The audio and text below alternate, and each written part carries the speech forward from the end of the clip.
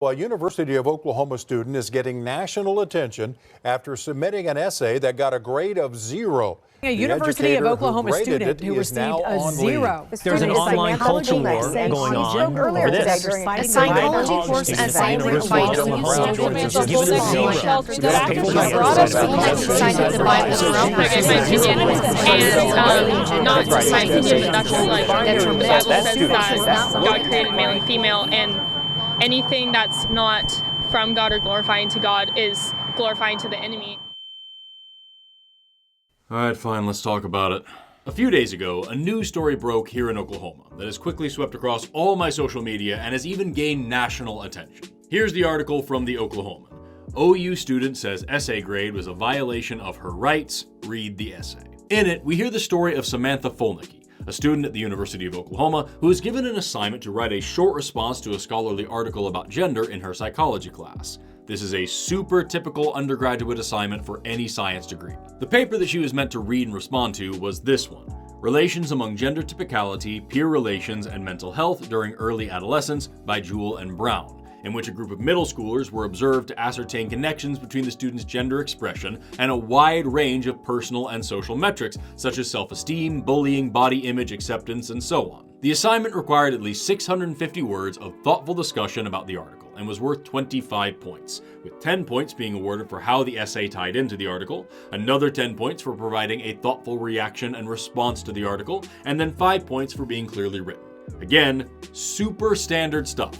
However, rather than addressing or even properly summarizing the paper, Samantha decided that this was her God's not dead moment. This was her chance to tell her professor and the rest of the world about her biblical beliefs and to speak out against the demonic lies that Satan is spreading about gender. And that's not me being hyperbolic, by the way. That's actually what she wrote. And in a big surprise to absolutely nobody but Samantha, she was awarded an F for the assignment. 0 out of 25 points, which has now led her to claim that her professor is violating her rights and attacking her for her Christian beliefs, which is of course being eaten up by far-right conservatives across the country who think that equality and accountability are the same things as oppression. So today, we're going to do what that article in the Oklahoman tells us to do and read Samantha's terrible essay, because it's been published for all the world to see now, along with the correspondence from her instructors about it. And I'm confident that once you see this hastily written dumpster fire, you'll understand why I agree with the professor 1000%. Really quickly, before we begin, I'll give you a brief summary of who I am, just in case you're not familiar with me, and why I might have a unique perspective on this whole situation.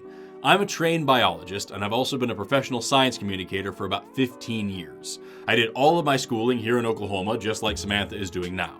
I currently hold associate's degrees in education, liberal arts and biology, and general biology from Tulsa Community College, a bachelor's degree in integrative biology focusing on evolution and organismic biology from Northeastern State University, a master's degree in anthropology focusing on human evolution from the University of Tulsa, another master's degree in biomedical sciences focusing on human anatomy from Oklahoma State University Center for Health Sciences, and I am currently a PhD student studying biochemistry and molecular biology focusing on human behavior and learning at Oklahoma State University. All that is to say, I've been on both sides of education for a long time, and I know what it takes to be a good student and a good teacher. So as we look at this essay, I hope you can remember that in this particular situation, I'm more than just some random dude with a microphone and an opinion here. And with all that out of the way, let's look at this infamous essay. So right off the bat, I'd like to point out that calling this an essay is pretty generous. It's 2 pages, 4 paragraphs, 742 words. Now, I remember how hard it was to write 2 pages when I was first starting out, and that word count does exceed the stated requirements for the assignment, so I'm not bashing this paper for being short. I just think that it's important to get some context here that she had plenty of room to do what she was asked to do and also leave some room for her personal beliefs. Samantha is a junior in college, and from what I understand, she's studying pre-med. She should know how to properly write an essay at this point. But as you're about to see, that is not how she chose to spend her time. Samantha's essay begins with this. This article, what article? You should specify what you're talking about here at the beginning of the essay, was very thought-provoking, that should be hyphenated, and caused me to thoroughly evaluate the idea of gender and the role it plays in our society.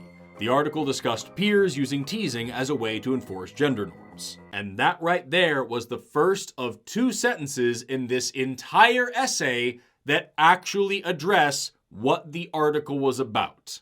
I'm not joking. She continues, I do not necessarily see this as a problem. The bullying.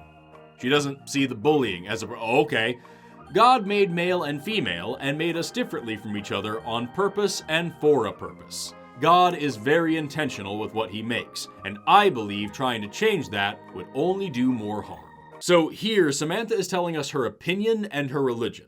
This is not a response to the substance of the article or any evidence that it may have presented, so this isn't a great way to open up an essay. But as long as Samantha turns it around right here and starts backing up her statements with good, well-reasoned arguments and real evidence and direct ties back to the article, she should be fine. Instead, however, she's just not gonna do any of those things. Gender roles and tendencies should not be considered stereotypes. Women naturally want to do womanly things because God created us with those womanly desires in our hearts. Womanly things and desires like what? What does that mean? You need to specify what you're talking about. This isn't how writing works. The same goes for men. God created men in the image of his courage and strength, and he created women in the image of his beauty.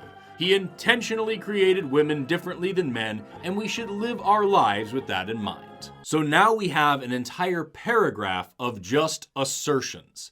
One issue that I have with how this story is being presented is that people keep saying she cited the Bible in her essay.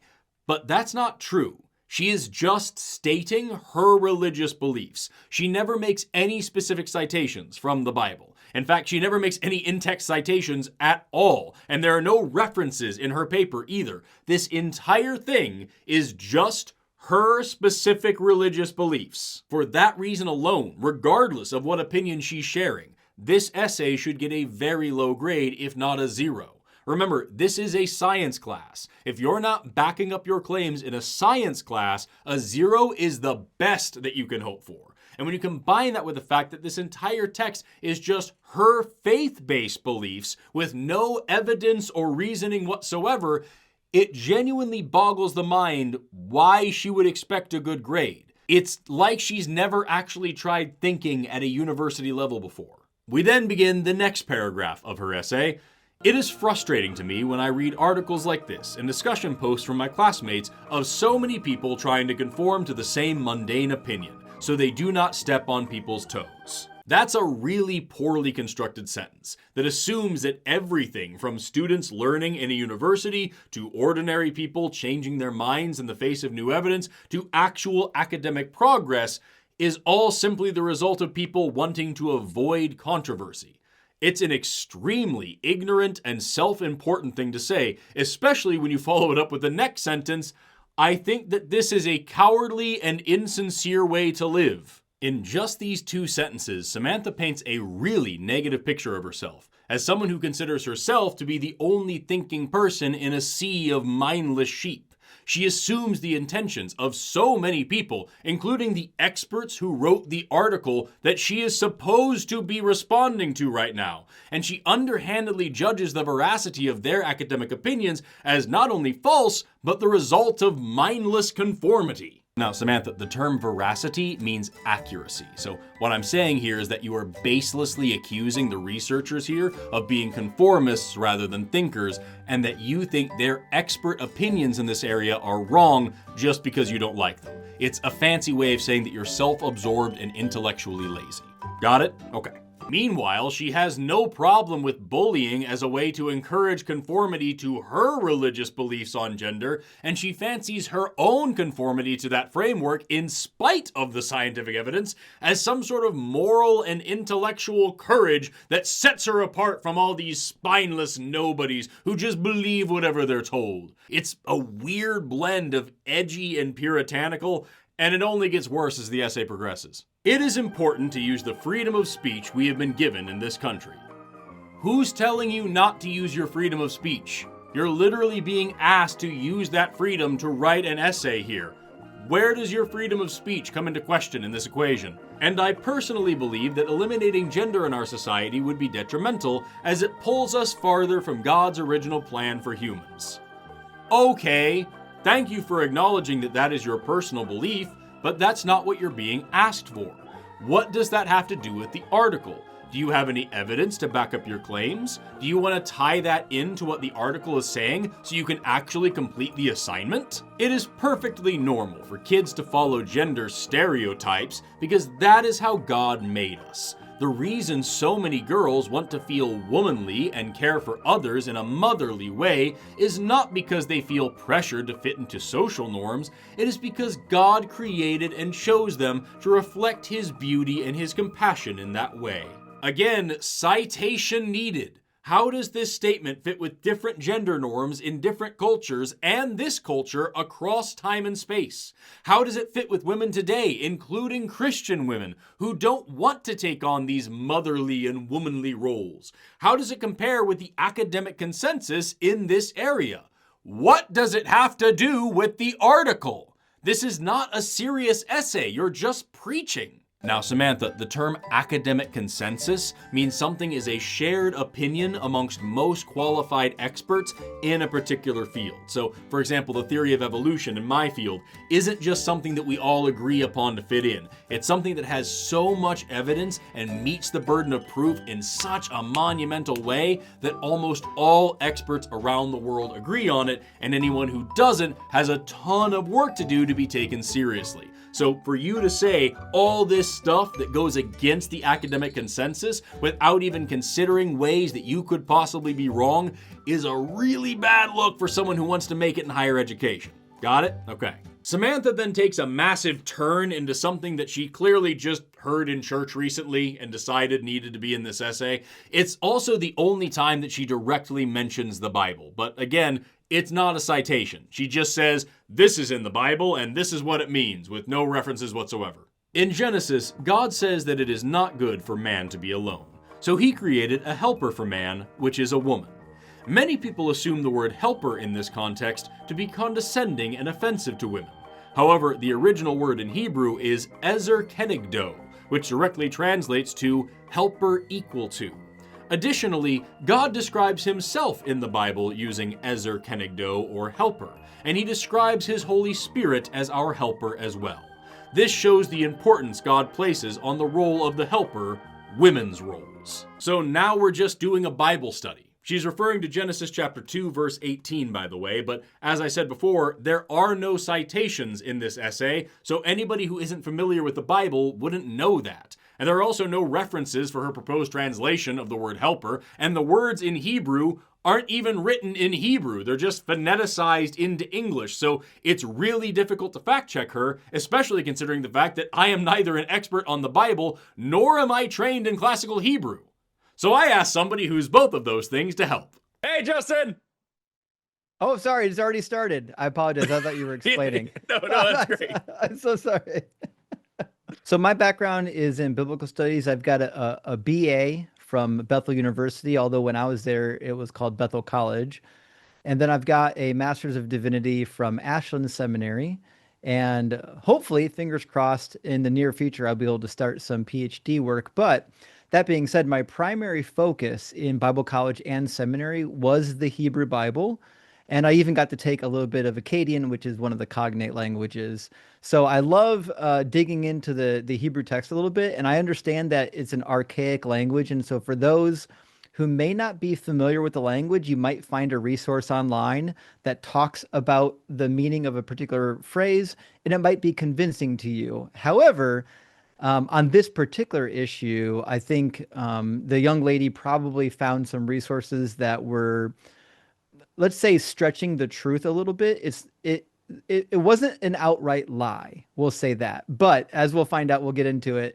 I think it's more complicated than what she wants it to be, and it doesn't really mean what she thinks it does. So while we're talking about what she wants it to be and what it may or may not mean, the major overarching claim here is that the original Hebrew word for helper in the Bible is ezer kenegdo. Who knows if I'm saying that right?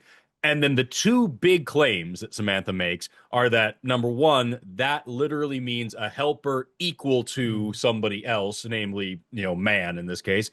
And the second part is that implies that God intended for men and women to be completely equal and that He doesn't view one as more or less significant than the other. In your opinion, do either of those claims hold water? I think the first claim is necessarily stretched. So, for example, Ezer we know is a kind of a generic word for a helper. It can be used in all kinds of contexts. It could be used in war. It could be used in household duties. A helper is somebody who lends assistance to another. Now, the next word is a more complicated word. And if you're looking in a Hebrew lexicon, you're not going to find kenegdo in the Hebrew lexicon. So there's a couple things happening with the conjugation. The root word is going to be neged, and neged it's a generic word. It typically just means opposite, next to. It could even mean in the presence of. We find that quite often. Or it could be the direction of something. It's more or less connotating location, typically, referring to location. However, what we find at the beginning of the word is a relative particle that means like or as. So when you add the key in front of it, so it's key negado is actually a modified word. The key in front of it means like as, it's forming a relationship to something. And then the very last syllable, the O, that's not part of the root word either. That's a pronoun. That means to him or of him or something of his or like him. So the way this would more properly read would be a helper like opposite of him or like similar to him would be another way to say it, or like a counterpart to him. So what's being referenced here is there's something similar to Adam that this helper is going to be. And I think it's kind of clear in the text when you read through it, because in Genesis 2, who does he look for to find a helper first? He first looks to the animals. God says to look from the animals for a helper, and he doesn't find anyone suitable. And then we find in verse 20 that because he couldn't find a suitable helper, using the same phraseology as in verse 18, among the animals, God decided to make the woman. So what this means is, initially speaking, God literally believed that the animals could be a counterpart for Adam, which means the woman here is only one step above the cattle in the story. She's certainly not equal to Adam.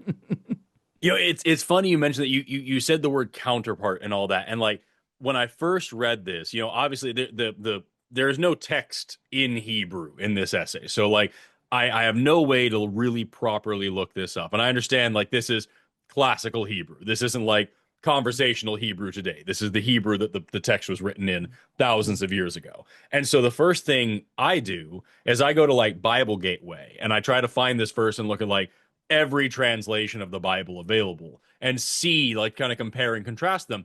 And what I saw over and over and over, it never in any way said anything even close to an equal to this man. It was always a helper, a complement to him. One version said a counterpart. That the only one that I found was the EXB, which I guess is the expanded Bible. And in that one, it has a footnote that says this is meant in the sense of a partner or an ally, not a subordinate. And that's the only time that I found that written anywhere. And now it sounds like, from what you're saying, that even if I were to take what Samantha was saying at face value and really trust it, the best I could get to is this doesn't mean equal to in terms of status. This means like in equal footing, like on an equal plane, like it literally next to him or across from him. Yeah, and we find some. So the problem is neged is not like a heavily used word in the Hebrew Bible, and certainly not in the form that we have it. In the form that we have it, ki negedo only shows up twice, which means there's not a lot of great instances to work from. However, we do have the writings of the Talmud, and we have other Hebrew writings that we can lean on to help kind of understand what they like, how they would typically use it in a sentence. So, for example, in Barakot 4:5, it states that it is sufficient that he focus his heart opposite of the Holy of Holies. This phrase meaning if you can't turn your body towards the Holy of Holies when you pray, it's sufficient at least to turn your heart towards the Holy of Holy. But the phrase, the word that they use to refer to towards the Holy of Holies actually is the same word, kineged. So what we find is that in a lot of cases, it's literally referring to a physical proximity. So when we read it in Genesis, there's no reason why we wouldn't read it as saying, hey, this is someone who's going to come alongside of Adam. This is somebody who is going to ride out the storm with Adam so that he's not alone. And we find a lot of this same sentiment in the ancient rabbinic sources. So in Rashi, he says literally means opposite, opposed to him. If he is worthy, he shall have a help to him. If he is unworthy, she shall be opposed to him to fight him. And so we don't get the sense that they're equals. And in Ramban, it says, and the Holy One, blessed be he, saw that it is good that the help stand facing him, and that he should see and be separated from it or joined to it at his will. This is the meaning of what is said in the verse, I will make him a helper opposite to him. So the ancient rabbis, for the most part, agreed that this is referring to a counterpart role, not a role of equalities. And modern exegetes agree. So, like, for example, Kenneth Matthews, a famous evangelical Christian exegete, says the woman is deemed by the divine mind a helper suitable for him. Suitable, he says, means literally like what is in front of him. And I think that's the indication in the text that she's a counterpart because she's like him. She's similar to him. They're not equal, they're similar. And he says it indicates a correspondence between the man and the woman. The focus is on the equality of the two in terms of their essential constitution. Man and woman share in the human sameness that cannot be found elsewhere in creation among the beasts. So even Kenneth Matthews, evangelical, is saying the phrase here is talking about their sameness in their essence of being human, not in their equality of being on the same level. Gordon Wenham, another really popular evangelical author at this point, says to help someone does not imply that the helper is stronger than the helped, simply that the latter's strength is inadequate by itself.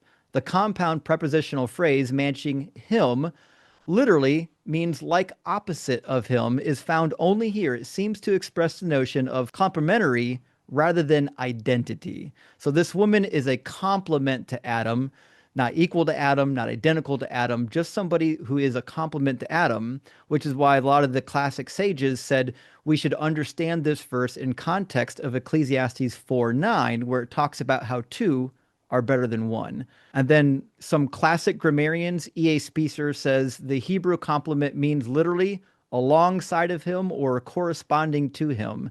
And maybe the most famous right now, which is Robert Alter, he says the Hebrew Ezer Kenegdo is notoriously difficult to translate. The second term means alongside him, opposite him, or a counterpart to him. So there's no reason to read equality into this passage, especially when in the very next chapter, God says, your desire shall be for your husband and he shall rule over you. And then we read all throughout the rest of the Bible how the two sexes are not equivalent. Exodus 21:10 allows you to take multiple wives. If he takes another wife to himself, he shall not diminish the food, clothing, or marital rights of the first wife. Deuteronomy 24 gives rules for men that can divorce their wives. No such rules for wives divorcing exist anywhere in the Hebrew text. So if you just look at how women are treated in the Hebrew Bible, it would contradict the reading of Genesis, thinking that somehow they're equals. That was the big thing that jumped out to me as well. It's like, even if I were to read this in just the same way that Samantha reads it, just this one verse, this one chapter, whatever, like this part means that men and women are equal. Why then, for the whole rest of the Bible, are they so very, very unequal? Why, throughout the whole rest of the text, are women so continuously made to be subordinate? Are they treated so poorly? Are they, treated like property more often than not. Even if I were to trick myself into believing that this phrase means something different in this instance and that it actually really does mean like equals in all things, why then in the Ten Commandments are women lumped in with asses and cattle, with things that you shouldn't be covetous of? Why throughout the rest of the text are they treated so much like an inferior if they're supposed to be equals in this one little verse? And even God treats them like property. So remember when David takes the throne, Saul had wives, and you might think that they just lived out their wife lives in widowhood after Saul's death. That's not what happened. In 2 Samuel 12, when Nathan is rebuking David for what he did with Bathsheba, he literally says that he gave Saul's wives to David and would have gave him even more, which means even God treats women like their property. That's why in verse 11 of the same chapter, as punishment for David, God decides that he's going to raise up Absalom from within his own household to go and take 10 of David's concubines and sexually assault them on top of the palace, which is another thing God allows for concubines. And concubines are really just one step above like a glorified sex slave.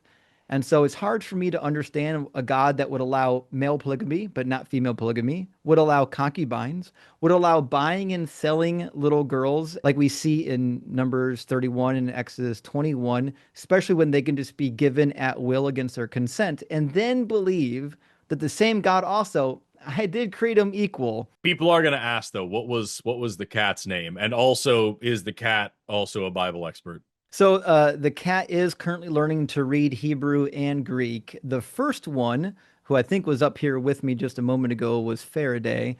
The other cat, which may or may not come into frame at any moment, is Volta, both named after two pioneers in electricity. My background before I went to Bible college and seminary was in electrical engineering, specifically robotics. So obviously I have some very nerdy names for my pets. I make no apologies. They haven't complained yet.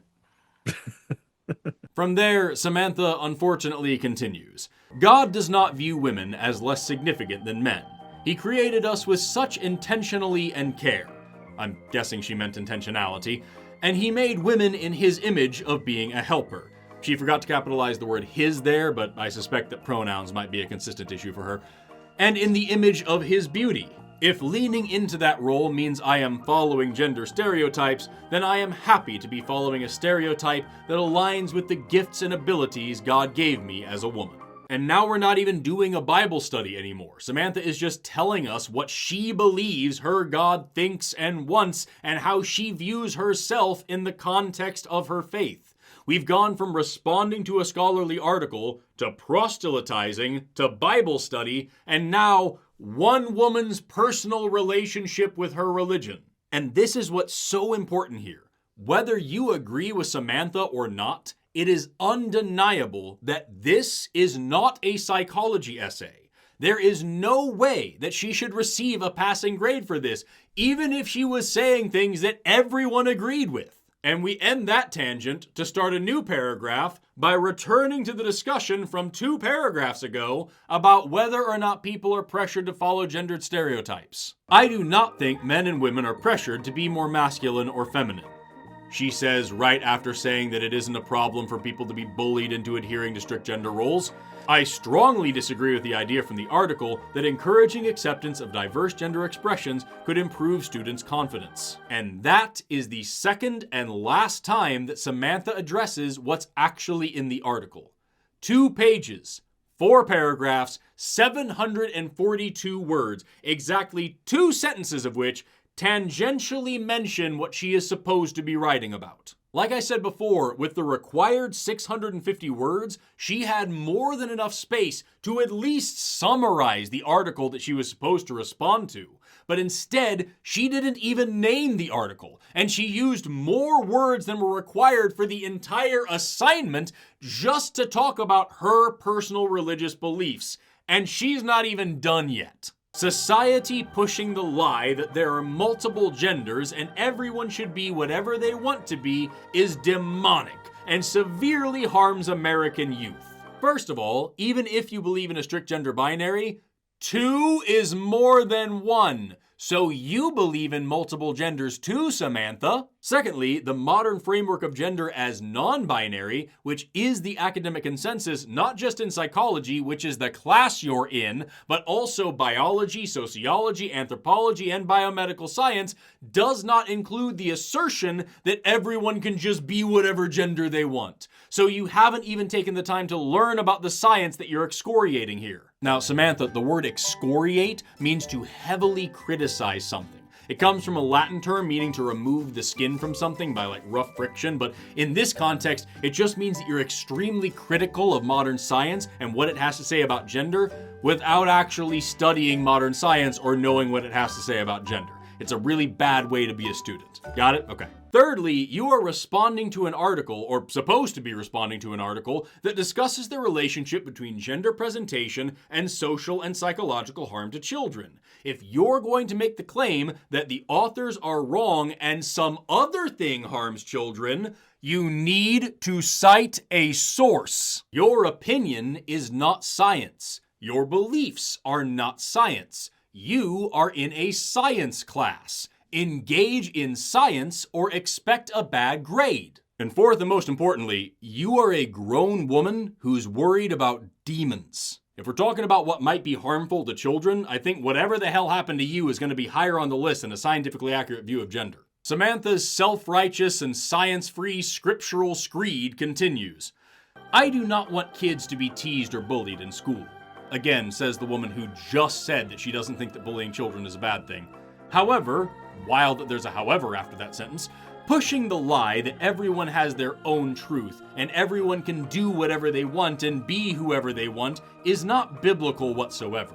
The Bible says that our lives are not our own, but that our lives and bodies belong to the Lord for His glory. I live my life based on this truth, and firmly believe that there would be less gender issues and insecurities in children if they were raised knowing that they do not belong to themselves, but they belong to the Lord.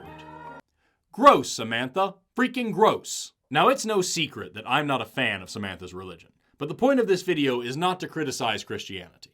It is, however, relevant to point out that there are over 40,000 denominations of Christianity. Especially here in America, it's a highly individualized religion. If you don't like what one church preaches, you just go down the road to the next church. And every person in both of those churches feels that they have a superior view of the will and ways of God. It is an entire religion built upon the no true Scotsman fallacy. I personally know Christians who do not hold Samantha's views, and I've met others who do, as well as plenty who hold some variation of them. And because Samantha has no theological training and cites no sources, the best argument she could have against all those people who are just as Christian as her is that they're the wrong flavor of Christian, so they don't understand God like she does. It's wildly arrogant, it's laughably ignorant, or to put it in biblical terms, it's pharisaical. Now, Samantha, the word pharisaical is derived from the word Pharisees. Remember, those were the guys in the Bible who Jesus described as being hypocrites, who put on this big religious show on the outside, but they were really corrupt on the inside. That's what you're doing here. You're being very sanctimonious and preaching the Bible as you interpret it, as if it is the only legitimate way to interpret it. And it's really just conveying this sort of holier-than-thou attitude, which happens to be something that Jesus repeatedly warned against in the Bible. Okay, you gotta go back and read Matthew again. It's a lot of fun. Got it? Okay. Overall, reading articles such as this one encourage me, that should probably say encourages, maybe less praying and more proofreading next time, Samantha, to one day raise my children knowing that they have a heavenly Father who loves them and cherishes them deeply, and that having their identity firmly rooted in who He is will give them the satisfaction and acceptance that the world can never provide for them. Samantha is now writing her family planning goals in her psychology essay about gender norms in middle schoolers, and she expects a good grade. My prayer for the world, and specifically for American society and youth, is that they would not believe the lies being spread from Satan. That should be spread by Satan. You phrased it in a way that makes it sound like Satan is a place, whatever. And make them believe that they are better off as another gender than what God made them. I pray they feel God's love and acceptance as who He originally created them to be. Boy, you know she heard the trumpets tootin' when she wrote that part. And that's the end of the essay. 4 paragraphs, and one of them is just a prayer. Again, even if you think that Samantha is correct about religion, gender, or whatever, she deserves the F that she got. The assignment was to read a scientific paper and provide a thoughtful discussion about it, but her entire essay included exactly 2 sentences that actually addressed the assigned article. If we take out all of her personal beliefs, unsighted claims, and irrelevant religious ramblings, her entire essay is simply, the article discussed peers using teasing as a way to enforce gender norms. I strongly disagree with the idea from the article that encouraging acceptance of diverse gender expressions could improve students' confidence. That's it. Not exactly 650 words of intelligent thought. And as for Samantha's assertion that her professor is simply targeting her for her beliefs, we have screenshots of correspondence between Samantha and her instructors explaining the reasons for her low grades. Please note that I am not deducting points because you have certain beliefs, but instead I am deducting points for you posting a reaction paper that does not answer the questions for this assignment, contradicts itself, heavily uses personal ideology over empirical evidence in a scientific class, and is at times offensive. I agree with all of that, and I find it difficult to believe that anyone who's actually read this essay wouldn't. While you are entitled to your own personal beliefs, there is an appropriate time or place to implement them in your reflections. I encourage all students to question or challenge the course material with other empirical findings or testable hypotheses, but using your own personal beliefs to argue against the findings of not only this article, but the findings of countless articles across psychology, biology, sociology, etc. is not best practice. Again, this is an extremely polite and professional way to let a student know that they blew it. You argue that abiding by normative gender roles is beneficial. It is perfectly fine to believe this, but to then say that everyone should act the same while also saying that people aren't pressured into gendered expectations is contradictory, especially since your arguments reflect a religious pressure to act in gender stereotypical ways. Exactly! You can say that strict gender norms don't create gender stereotypes, but that isn't true by definition of what a stereotype is. Please note that acknowledging gender stereotypes does not immediately denote a negative connotation, a nuance this article discusses. Additionally, to call an entire group of people demonic is highly offensive, especially a minoritized population. You are entitled to your own beliefs, but this isn't a vague narrative of society pushes lies, but instead the result of countless years developing psychological and scientific evidence for these claims and directly interacting with the communities involved. You may personally disagree with this, but that doesn't change the fact that every major psychological, medical, pediatric, and psychiatric association in the United States acknowledges that biologically and psychologically, sex and gender is neither binary nor fixed. This is super important because while the science of sex and gender is unfortunately politicized right now, just like other politicized science topics like climate change and vaccines, in the world of science, this is not controversial. It's old news. I have never had a professor or a textbook or anything in my entire academic career that argued that sex and gender were synonymous and binary. So reminding Samantha here that her personal beliefs go against the scientific consensus isn't to just dismiss her opinion out of hand.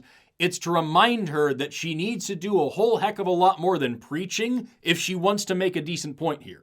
Scientific progress is hard work. Samantha is getting a bad grade because she refuses to do any work. This isn't a violation of her rights. She is being treated the same way as anybody else who walked into a science classroom and said, "All the experts are wrong, trust me, bro." It would be like if I wrote a paper in a genetics class talking about the part of the Bible where cows mate in front of white-striped branches and then have white-striped babies.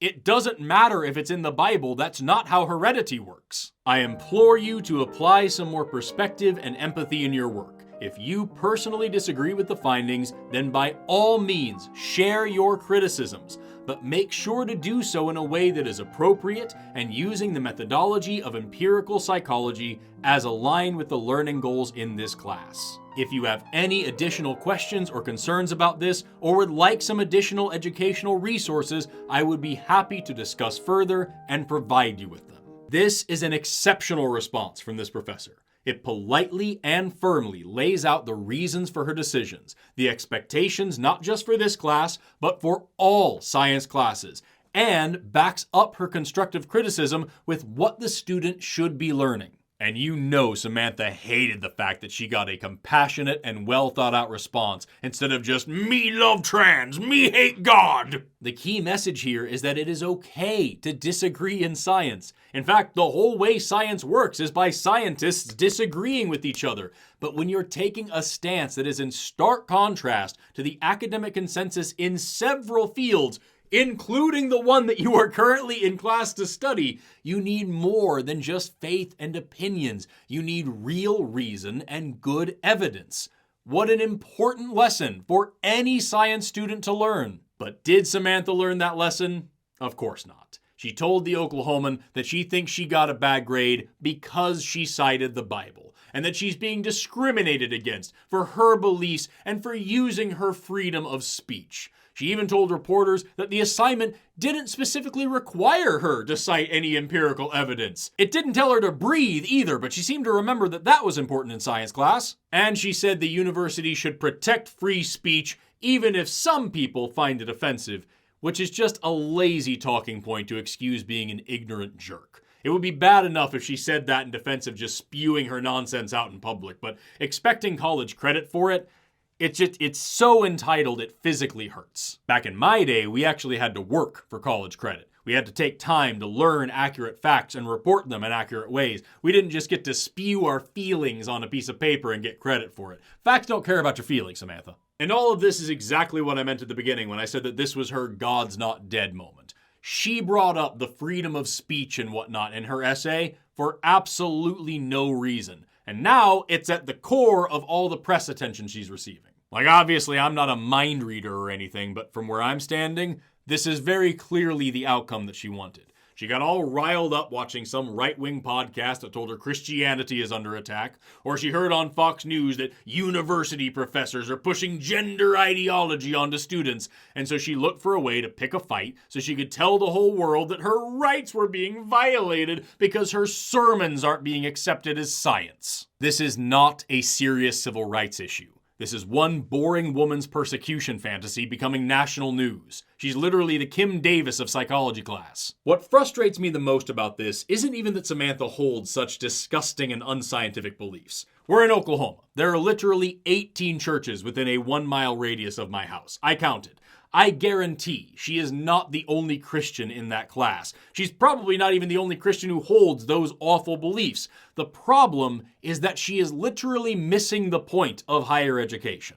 A university is supposed to provide a universal experience. It's not just about memorizing a bunch of fun facts. It's about opening yourself up to new ideas and new ideals. It's about teaching you how to think, not what to think. Even if she doesn't agree with the modern understanding of gender, she could have written an essay about that by correctly summarizing the current framework and carefully explaining her problems with it with good references or at least well thought out arguments to back up her positions. And even if she didn't want to do all that, critically evaluating academic materials, like the paper she was assigned to evaluate, is a very important skill in science.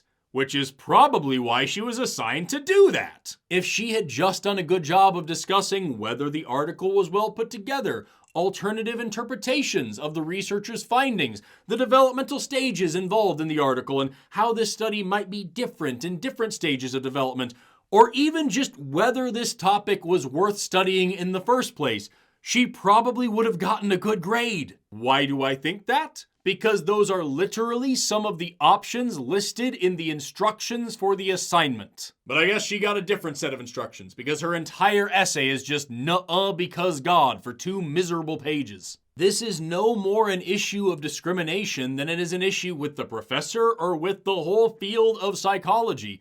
If Samantha was attending a Sunday school, God said it, so that's how it works, and this is my personal interpretation of the Bible, would probably be fine arguments. But this is a university, and that kind of writing wouldn't even fly in a theology class. She freely entered a classroom and a whole degree program where people are expected to put in the hard work to learn big concepts, fact-check themselves, expand their horizons, and challenge their own ideas. But she didn't do any of that. And now she's mad that she's being held accountable for her own actions. She isn't being attacked for her beliefs. She isn't failing because she's a Christian. She isn't being discriminated against because she believes in the Bible. She wrote a bad essay and got a bad grade. That's the whole story. Samantha, you're not oppressed. You're just obnoxious. Samantha, I am the other instructor for this course, and I have also taken the time to read your paper.